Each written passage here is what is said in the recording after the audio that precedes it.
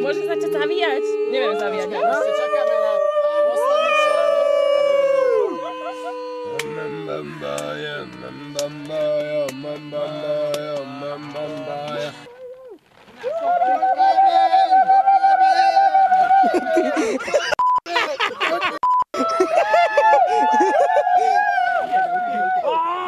Počkajte, neviem, kto to dobre. Ty kokos to...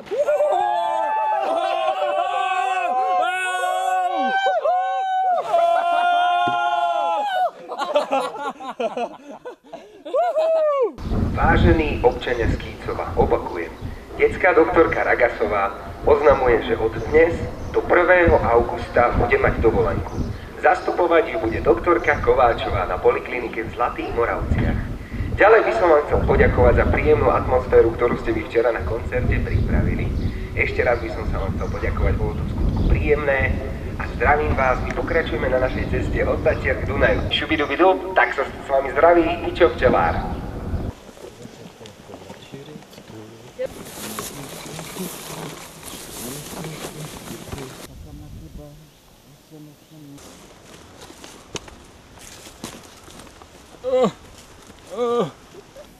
Strašne málo.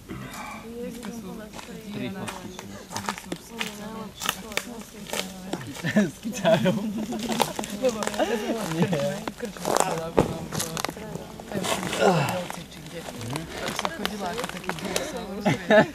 Prihovorili sa mi tí.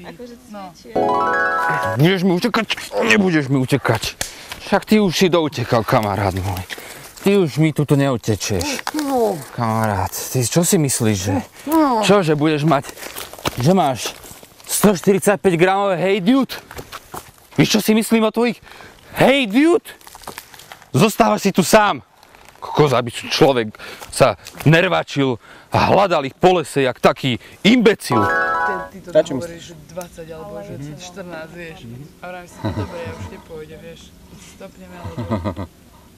Deň 5. dokonaný. Dnes sme pádili zo Skicova až sem do mojej rodnej Nitry. Hrozne sa z toho teším. A dnešná cesta nebola popri ceste alebo tak, ale išli sme cez lúky, cez krásne lesy a takéto veci. Čiže bolo to pre nás kapanek ľahšie, ale zajtra to bude trošičku horšie. Zajtra nás čaká Sládkovičovo. Takže vodičom odporúčam, nech nás nezrazia po ceste, lebo asi pôjdeme dosť po ceste. A ten Matúš bol dneska taký zvláštny, mal taký bláznivý pohľad. Asi mi závidí moje boty. Ale viem, ako to vyrieším.